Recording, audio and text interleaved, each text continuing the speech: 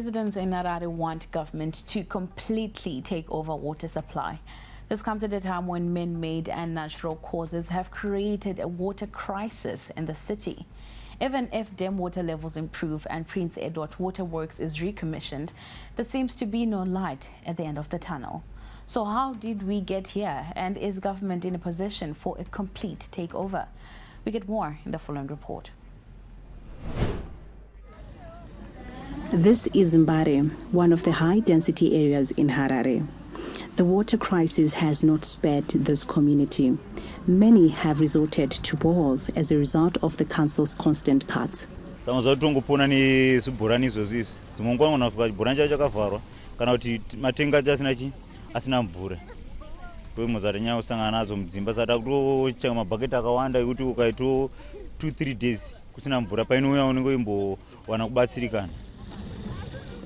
This community represents the plight of many in the capital city.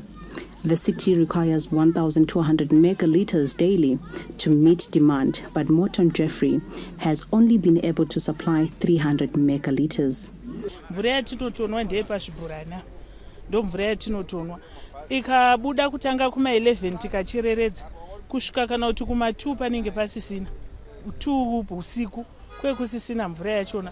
People here are calling on the government to completely take over water service delivery. Kana chikwasa kupinda kwacho kunobva kumvura government yacho kana ine mapowers ekukwasa kupinda ikwasa kutora ngaitore iyo yoendesa mberi pane kuti inokwasa kutora zvozodhakwa tesikade izvozvo. Ngaimgaza kuti mvura itese kana kunzi ikwasa kupusha kanzuru kunzi ngaipe vanhu mvura ngaipushe kuti kanzuru ipe vanhu mvura yakachena yakanaka yekuti munhu akanwa haakwanise kurwara. Is it feasible for the government to make such a move? And what are the complexities around such a move?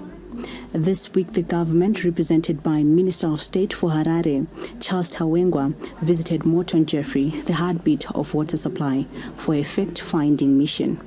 This facility, established in 1962, has been a cornerstone of the city's water supply for over 6 decades. However, this facility is grappling with significant challenges, including aging infrastructure. But now what we've done, we've put Chitungwiza on water demand management. They were getting their water daily, but now we've cut them to get their water 3 times a day, which is Chitungwiza per week, which is really seriously affecting industrial system in Chitungwiza. After the decommissioning of Prince Edward's Waterworks, Harare water needs literally rest on Morton Jeffrey with the added burden of Chitungwiza. Apart from the funding demands of this plant, the government admits there are a lot of areas that need attention. Nekuti manzwa achitaura kuti mishonga yavanoda inokosha zvakadii dzimwe nguva havaiwani nekuti iye zvino vari kutaura kuti pane kambani imwe inopa mishonga iyi kune mari inokwana $3 million isati yabhadharwa ikoko ida kubhadharwa inofanira kunge ichitobva kwainobva. For the next months, this will be the reality of people in Harare. Running water is not guaranteed, and if available, it is not safe for drinking. So, should government completely take over water service delivery? That is a question yet to be answered. For ZTN Prime, I am Francisca Msheche in Harare. Tinashe Mbala, a lawyer, joins us live to discuss government intervention as opposed to takeover of the water supply system in the capital. Tinashe, good evening. Thank you for joining us. Now, Harare residents are saying that the central government should take over water reticulation from the council. Are there any legal provisions to allow such a move? Generally, as a country, we should be moving towards giving more authority to councils to govern their local communities. Section 264 of the Constitution mandates that devolution, a process in which local communities are left to their own devices, should be implemented as a matter of national policy mandated by the Constitution. However, the same provision indicates that this authority for councils to govern their own affairs is contingent on their capacity to do so efficiently and effectively, which is clearly not the case as it relates to water supply in the city of Harare. Section 183 of the Urban Councils Act gives council the power to manage water supply within their council areas.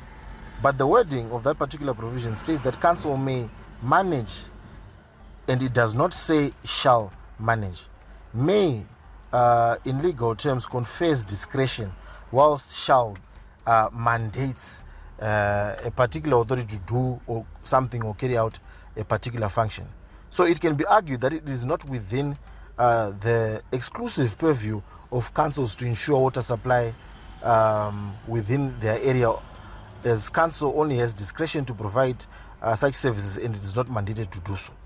So now, with all that you have said, can council therefore be held accountable through legal channels for failure to deliver services? It can be argued that the central government already has this authority. If one is to look at the provisions of Section 77 of the Constitution of the Republic of Zimbabwe, it clearly articulates that the state must provide food and water to citizens, because every citizen of this country, including the residents of Harare, have a right to food and water.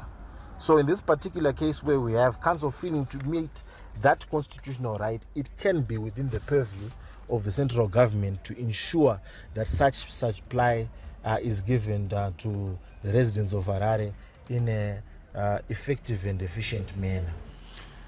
Well, a big thank you. That was Tinashe Mbala, a legal expert, giving us legal perspective on what the residents are demanding. Now, our correspondent Tafara Swochiwe breaks down for us the city's water situation. So according to the city of Harare, the water department's mandate is to supply potable water to Harare and the surrounding local authorities of Chitungwiza, Epworth, Ruwa, and Norton Town. But for more than 20 years, some of the suburbs in the city have not received a single drop of tap water. The Prince Edward and the Morton Jeffrey water treatment works supply the Harare metropolitan area, and the design capacities of 90,000 cubic meters per day and 614,000 cubic meters per day respectively. Water losses of the city of Harare are more than 30% in the distribution and reticulation system. This is according to the city of Harare, which attributes this to its aging infrastructure. This has resulted in the city failing to supply 40% of its residents. Northeastern suburbs, including Borodale and Mavuku, rarely receive tap water. The rest of the suburbs usually experience dry weekends. However, the city's water situation has actually worsened with the closure of Prince Edward. Areas such as Chitungwiza, Waterfalls, Masasa Park, Hatfield, and other southern parts of the city are struggling for water supply as a result. Konapo, ipapo pa ZTN Prime, DSTV channel 294, the place to be.